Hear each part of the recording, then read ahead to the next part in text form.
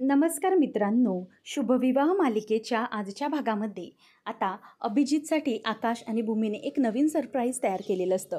आता आकाश हा अभिजितला फाईल आणून देतो आणि म्हणतो की याच्यावर आता तू सही कर. तेव्हा बलदेव विचारतो की काय कशाबद्दल पेपर्स आहेत. तेव्हा मग आकाश म्हणतो की हे बघ, मला असं वाटतंय अभिजित की तू आता आत्याची पोझिशन घ्यावी. म्हणजे जी तिची परिस्थिती आहे, तिची तब्येत पाहता माझ्या एक लक्षात येतं आहे की आता आत्याची जी पोझिशन आहे मी तुला देतो आहे. त्यामुळे तू आता त्याच्यावर सही कर आणि कामाला सुरुवात कर. तेव्हा मग बलदेव विचारतो की आकाश हे सगळं कशासाठी. परंतु आकाश म्हणतो की नाही रे, कर हे सगळं. तेवढ्यातच तो सही करायला जाणार. रागिनी तिथे येते आणि रागिनी आल्याबरोबर लगेचच त्याला विचारते की काय आकाश, हे काय चाललंय काय. तेव्हा आकाश म्हणतो की अगं आत्या, काही नाही, तुझी तब्येत ठीक नाही आहे ना, त्यामुळे मी अभिजितला तुझी पोझिशन देतो आहे आणि त्याच रिलेटेड पेपर तयार करून त्याला मी दिलेत. तेव्हा मग ती म्हणते की तुम्ही दोघं असे का करताय. तेव्हा मग भूमी म्हणते की आत्या, तुम्हाला ठीक वाटतंय का, तुम्ही असे खाली का आलात, तुम्हाला आराम करण्याची गरज आहे. तेव्हा ती म्हणते की तुम्ही थांबा का दोघं, मी ठीक आहे, मला काही झालेलं नाही आहे. पण हा इतका मोठा डिसिजन आकाश तू न विचारता मला कसा काय घेतलास.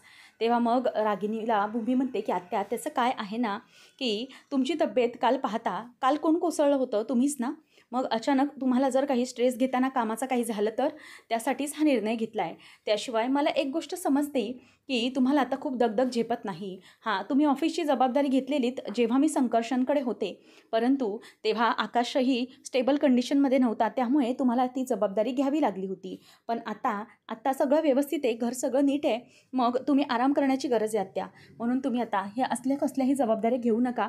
तुम्ही व्यवस्थित राहा, फक्त इतकंच हवं आहे मला, बाकी काही नाही. तुम्ही सगळं व्यवस्थित करा. आणि हो, ही पोझिशन आम्ही अभिजितला देतो आहे, म्हणजे दुसरीकडे कुठेही चाललेली नाही आहे ना, तुमच्याच मुलाकडे तुमची पोझिशन आली आहे, त्यामुळे काहीच काळजी करण्याची गरज नाही आहे. तेव्हा रागिनी म्हणते की आकाश तरी पण. तेव्हा भूमी म्हणते की नाही आत्या, आता ना आकाश तुमचं काहीच ऐकून घेणार नाही आहे. प्लीज तुम्ही आता कोणत्याही प्रकारचा हट्ट करू नका. तुमची तब्येत ठीक पाहिजे की नाही, बघा ना तुमची तब्येत कशी झाली आहे, ती काळजी घेण्याची गरज आहे. तेव्हा मग आकाश म्हणतो की हो, भूमी जे बोलते ते बरोबर बोलते. आत्या, काल बघ तुझी कशी परिस्थिती झाली होती, म्हणून आता प्लीज तू असं करू नकोस, या सगळ्या गोष्टीला नकार देऊ नकोस. जे काही करतोय ना ते चांगल्यासाठीच करतोय. आणि अगं अभिजित आता अगदी व्यवस्थित काम करेल, तू नको चिंता करू, सगळं ठीक असेल. तेव्हा मग ती म्हणते की त्याला माझं काम जमणार आहे का पण. तेव्हा आकाश म्हणतो की अगं असं काय बोलतेस तू. तेव्हा मग आकाशला बोलल्यानंतर अभिजितही बोलतो की हो अगदी बरोबर.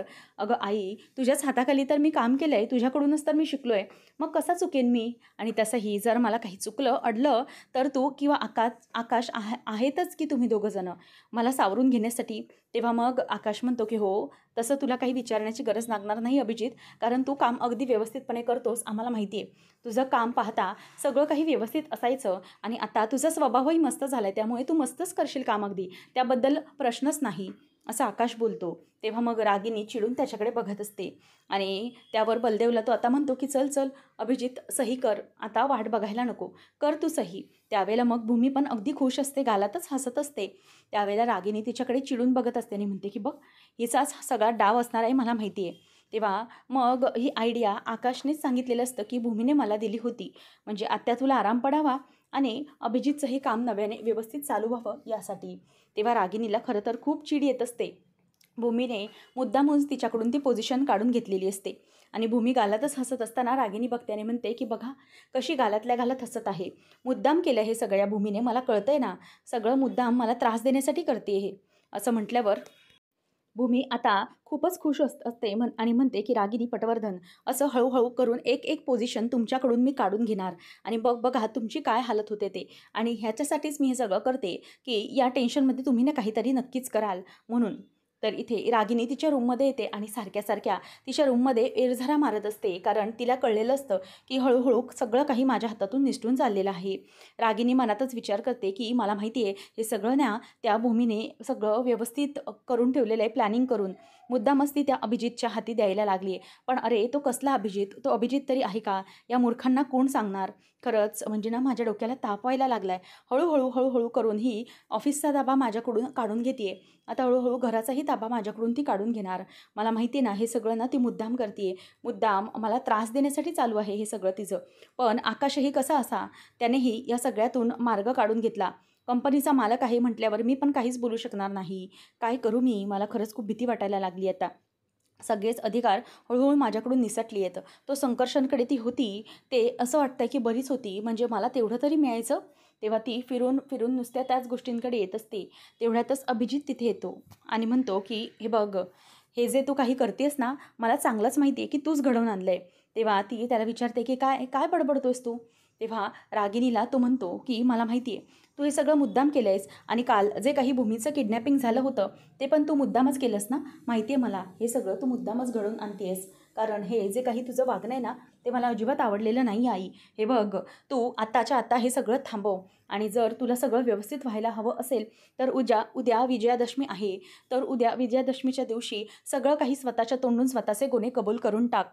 नाहीतर तसंही मला हे सगळं कुणाला सांगायला काही कमी वाटणार नाही. तुला हे सगळे गुन्हे सगळ्यांसमोर सिद्ध करावेच लागतील आणि सांगावेच लागतील. बघ, उद्यापर्यंतचा वेळ आहे तुझ्याकडे आणि त्याच्या अगोदरच हे सगळं तू कबूल कर. नाहीतर काय होईल हे बघ. मी सगळ्यांसमोर तुझा खरा चेहरा आणणारच आहे. हे ऐकल्यावर आता रागिनी खूपच घाबरते आणि ती म्हणते की बापरे, आता मी काय करू? उद्या विजयादशमी आली आहे आणि उद्याच्या उद्या ह्याने जर सगळं सत्य माझं सांगितलं तर? म्हणजे मी ह्याला मारलं होतं हे पण जर सत्य सांगितलं तर? नक्की काय होणार मला खरंच काही कळत नाही आहे. तिची अगदी हवाच टाईट झालेली असते. काय बोलावं हे हिला काहीच समजत नसतं. आता फक्त ती टेन्शनमध्ये असते. त्यानंतर मग आता इथे रागिनी ही आकाशचा गळा दाबत असते आणि तो म्हणतो की आत्या प्लीज मला सोड सोड मला. परंतु रागिनी काही ऐकायला तयार नसते. ती म्हणते की नाही, तुला मी असे सोडणार नाही. तेव्हा मग तो म्हणतो की नाही आत्या प्लीज प्लीज मला सोड, मला त्रास होतोय. रागिनी म्हणते की हे बघ, मला माहिती आहे की तुला आता मरावंच लागणार आहे. हे सगळं जे तू काही केलंयस ना, त्याबद्दल तुझा मी जीव घेणार म्हणजे घेणारच. त्यावेळेला आता रागिनीने आकाशचा गळा घोटून जीवच घेतलेला असतो आणि ती आता जोरजोरात हसत असते. कारण तिला माहीत असतं की काही झालं तरीही आकाश नसला तर काहीच असू शकत नाही. तेवढ्यातच भूमी इथे दचकून उठते आणि तिला खरं तर हे पडलेलं एक वाईट स्वप्न असतं. ती आजूबाजूला बघते आणि म्हणते आकाश आकाश. तेव्हा आता आकाश हा पटकन उठतो आणि म्हणतो की भूमी, काय झालं अगं, तू अशी दचकून का उठली आहेस? तेव्हा भूमी म्हणते की आकाश, मला ना एक वाईट स्वप्न पडलं. तू ठीक आहेस ना? तू आहे ते इथे आहेस ना? तुला काही झालेलं नाही आहे ना? तेव्हा मग आकाश म्हणतो की नाही अगं भूमी, मला काहीही झालेलं नाही आहे. मी अगदी व्यवस्थित आहे. हा बघ तुझ्यासमोर आहे ना मी, काहीच नाही झालं आहे मला. तेव्हा काय स्वप्न पडलं नक्की? भूमी म्हणते की आकाश, मी सांगू शकत नाही. इतकं भयंकर स्वप्न पडले मला. खरंच काय करू काहीच कळत नाही आहे. तेव्हा मग आकाश म्हणतो की भूमी, अगं इतकी घाबरण्याची गरज नाही आहे. सगळं होईल व्यवस्थित, तू नको चिंता करूस. तेव्हा मग भूमी जराशी घाबरलेलीच असते. ती म्हणते की नाही रे आकाश, मला ना खरंच खूप टेन्शन येते, म्हणजे काय करावं काहीच कळत नाही आहे.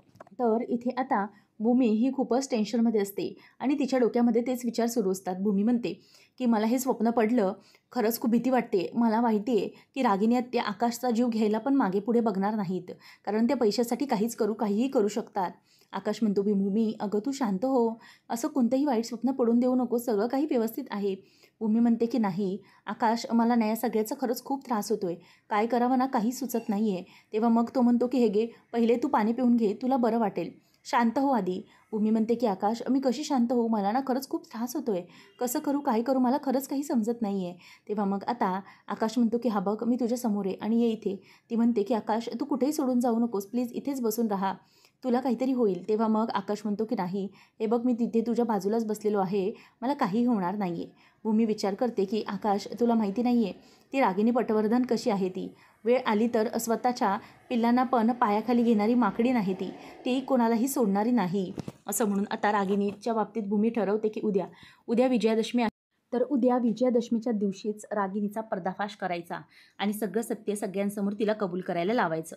रागिनी आता बाहेर फेऱ्या मारत असते आणि म्हणते की काय झालं काय माहिती, झोपेचं नुसतं खोबरं झालंय, रात्रभर नुसतं डोळ्याला डोळा पण नाही आहे, काय होतं ना काहीच कळायला मार्ग नाही, नक्की काय चाललंय ते.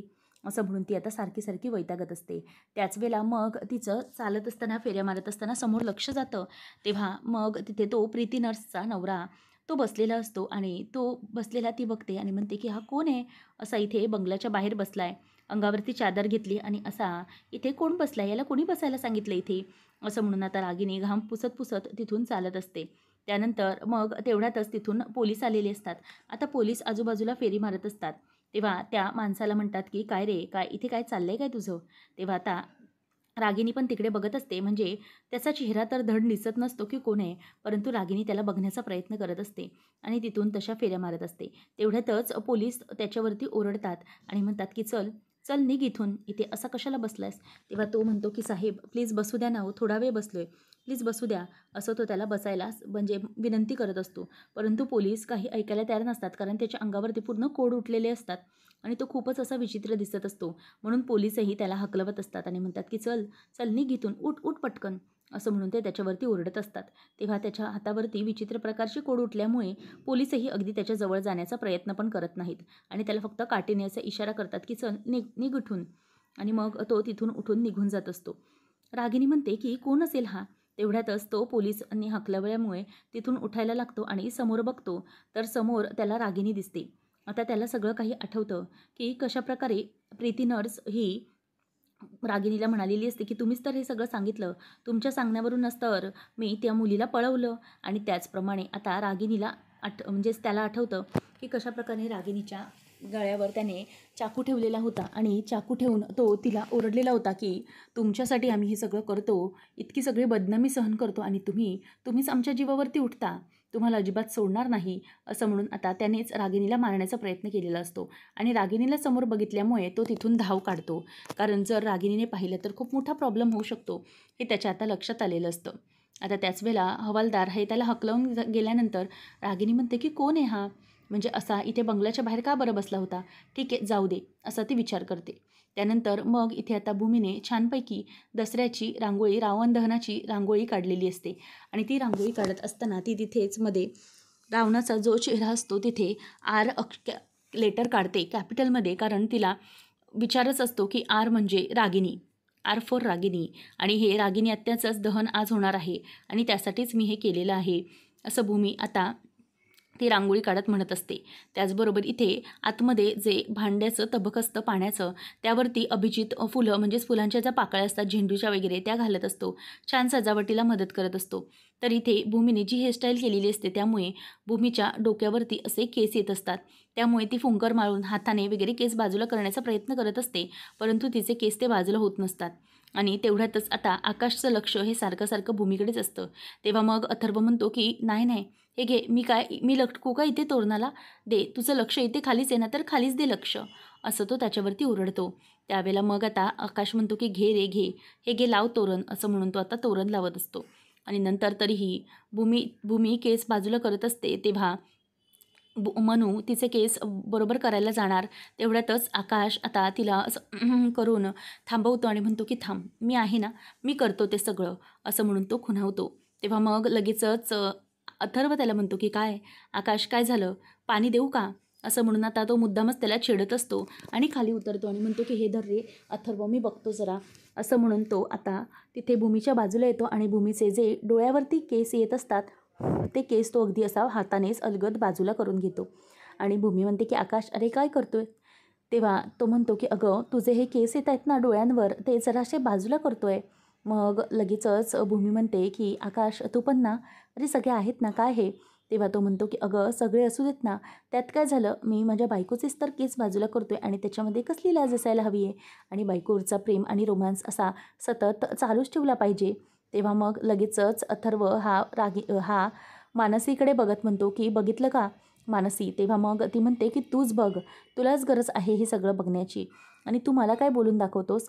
त्यावेळेला मग आता लगेच आकाश म्हणतो की अरे अथर्व, तुम्ही दोघं ना, तुमचा रोमॅन्स तर बाजूलाच राहिला, तुम्ही दोघं भांडणातच अर्धा वेळ घालवत राहता, नुसते दोघंजणं कसा भांडतच असता तुम्ही दोघं. असं बोलल्याबरोबर इथे आता आकाश म्हणतो की बरं चल चल जाऊया आता, आपल्याला आणखी फुलं आणायची आहेत. तेव्हा मग ते दोघंजणही बाजूला जातात आणि भूमी आता म्हणते की मनू बरं ती तिकडची रांगोळी आहे ती तू पूर्ण करशील का, आतमध्ये जरा पसारा पडलाय तो बघून येते. तेव्हा मनू हो असं म्हणते आणि भूमी जेव्हा आतमध्ये येते तेव्हा गालातल्या गालातच अभिजित तिथे हसत असतो आणि भूमीचं लक्ष त्याच्यावर जातं आणि त्याला पाहून तिलाही जरा बरं वाटतं, कारण बऱ्याच दिवसांनी बलदेव असा हसताना दिसत असतो. तेव्हा भूमी त्याच्याकडे जाते आणि म्हणते की काय हो, काय झालं, म्हणजे तुम्ही इतका विचार कसला करताय. त्यावेळेला आता तिथून तो उठतो आणि म्हणतो की त्याचं काय ना भूमी, तुमच्या दोघांचं घरातल्या सगळ्यांचं वातावरण पाहिलं आणि खरंच खूप छान वाटतं. म्हणजे ना तुम्ही सगळे ना खूप गोड आहात, प्रेमाच्या नात्याने तुम्ही एकमेकांना अगदी बंधनात बांधून ठेवलेलं आहे. तुम्ही जे काही करता ना ते खरंच मला वाटतं की तुम्ही एकमेकांसाठीच आहात. इतकं सुंदर घर आहे तुमचं आणि इतकी छान जीवाला जीव देणारी माणसं आहेत. खरंच खूप सुंदर वाटतं. एकच समजत नाही आहे, मग हे अभिजित आणि रागिनी हेच दोघं असे का होते? तेव्हा मग भूमी म्हणते की असतं ना असं कधीतरी. कुठल्या कुठल्या गोष्टीवर चांगल्या गोष्टी असताना तिथे वाईटही गोष्टींचा प्रभाव आहे. आणि मग आकाश अभिजित म्हणतो की एक काम करतेस का भूमी? खरंच तुझंच मला खूप कौतुक वाटतं, कारण तूच या सगळ्यांना अगदी प्रेमाने बांधून ठेवले. असं वाटतं ना मला की हे घर खूप गोड आहे आणि या ना घराला ना अगदी कोणाची दृष्ट लागायला नको. मी एक सांगू का भूमी तुला, ते करशील? तू ना एक काम कर की मुठमोरी घेऊन या घराची खरं तर दृष्ट काढता आली तर दृष्ट काढशील का? कारण या घराला माझीच दृष्ट लागेल ना, असं वाटतंय मला. खरंच खूप खूप छान वाटतंय या घरामध्ये येऊन. इतकं घर छान वातावरण तुझ्यामुळे मला मिळालं. नाहीतर मी तिथेच राहिलो असतो आणि हे असं सगळं आपल्यावरचं प्रेम, माया, नाती, आपुलकी मला भेटलीच नसती. ती मला अनुभवताच आली नसती. फक्त तुझ्यामुळे मला ही अनुभवता येतात. तू आणि आकाश दरच एकमेकांवर प्रेम करता, त्याचप्रमाणे या घरावरही तितकंच अगदी जीव ओवाळून टाकतं. सगळं अगदी प्रेमाने करता तुम्ही. असं म्हटल्यावर आता इथे भूमी ही त्याच्याकडे बघतच राहते आणि म्हणते की दादा अहो असं काय म्हणताय? तेव्हा तो म्हणतो की हो, मी खरंच बोलते, अजिबात खोटं बोलत नाही आहे. आणि मला खरंच खूप बरं वाटतं. भूमी, खरं तर तू मलाही या घरात आणलंस, या घराचा भाग बनवलंयस तू. आणि शिवाय तू माझ्या आईलाही अगदी स्वतःच्या आईसारखं जपलंस. आणि आज सणासुदीच्या दिवशी तू बघ ना काय केलंस, तर तू तिला गोडाचा डब्बा देखील पाठवून दिलास प्रशांतकडून. म्हणजे किती किती प्रेमाने करतेस तू सगळं. तेव्हा ती म्हणते की दादा असं का बोलताय तुम्ही? तुमची आई ती माझी आई आहे, बरोबर ना? तेव्हा मग अभिजित म्हणतो की हो, अगदी बरोबर. आणि आता मी ठरवलंच आहे की या घराला ज्या बाईची दृष्ट लागली ना, त्या बाईची दृष्ट काढलीच पाहिजे. त्या बाईकडून या घराला मुक्त केलं पाहिजे. असं म्हटल्यावर इथे आता अभिजित म्हणतो की आता पुढे काय करायचं आहे आपण? तेव्हा भूमी म्हणते की हो, आज दसरा आहे आणि आपण ठरवल्याप्रमाणे रागिनी आत्यांना एक्सपोज करायचं आहे. त्या जे काही करतात ना, त्याबद्दल त्यांना अजिबातच काही बोलायचं नाही. परंतु आपल्याला काहीतरी असं केलं पाहिजे जेणेकरून ते स्वतःहून तोड उघडतील आणि त्यांचा गुन्हा ते स्वतःच्या तोंडून कबूल करतील. त्यावेळेला मग आता अभिजित म्हणतो, परंतु ते कसं भूमी? तेव्हा भूमी त्याला सगळं काही अगदी व्यवस्थितपणे सांगत असते आणि म्हणते की एक गोष्ट लक्षात ठेवा, काही झालं तरीही त्या रागिणीचा आज पर्दाफाश करायचा म्हणजे करायचाच. आज विजयादशमी आहे आणि आता आजच्या दिवशी त्या रागिणी पटवर्धनचा पर्दाफाश मला करायचाच आहे. आई योगेश्वरीच्या कृपेने तिच्या कृपेनेच हे सगळं व्हायला हवं. आता रागिणीच्या बाबतीत भूमीने मोठा निर्णय घेतलेला असतो की काहीही झालं तरीही आता रागिणीचा पर्दाफाश करायचाच आणि तिला पूर्णपणे बलदेवची साथ असते. पुढच्या भागामध्ये आपण पाहणार आहोत की छानपैकी सरस्वतीचं पूजन केलं जात असतं दसऱ्याच्या दिवशी आणि त्याच वेळेला मग आता हे सगळं होत असताना तेवढ्यातच एक गोष्ट होते. रागिनी आणि अभिजित बाहेर असतात. रागिनीला अभिजित चाकू लावून म्हणतो की बोल, बोल सगळ्यांना की तूच मला मारलेस, बरोबर ना?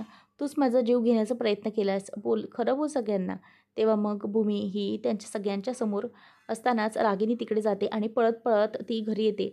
आकाश मला वाचव, मला प्लीज वाचव, या मुलाच्या तावडीतून वाचव. तेव्हा मग आता अभिजितने तिच्याच खांद्यावर तो सुरा अगदी ठेवलेला असतो आणि म्हणतो की लवकर लवकर लवकर कर.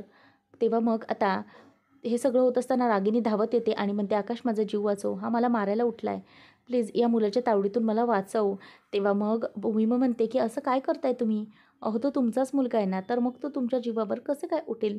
असं विचारल्यानंतर आता इथे आकाश गप्प बसलेला असतो आणि भूमीला रागिनी म्हणते की अगं बाई, हा माझा मुलगा नाही आहे. नाही, हा माझा अभिजित असू शकत नाही. कारण माझ्या अभिजितला मी स्वतःच्या हाताने मारलेला आहे. गळा घोटला आहे त्याचा. मग तो जिवंत कसा काय असेल? मी मारले अभिजितला स्वतः. असं बोलल्यानंतर सगळेजण बघतच राहतात आणि फायनली रागिनीने तिचा जो खोटेपणा असतो तो सिद्ध केलेला असतो आणि अभिजितला मीच मारले असं सगळ्यांसमोर तिने सांगितलेलं असतं. त्यामुळे नेमकं पुढे काय घडणार पाहणं रंजक ठरेल. अशाच अपडेट्ससाठी आताच आपल्या चॅनलला सबस्क्राईब नक्कीच करा. धन्यवाद.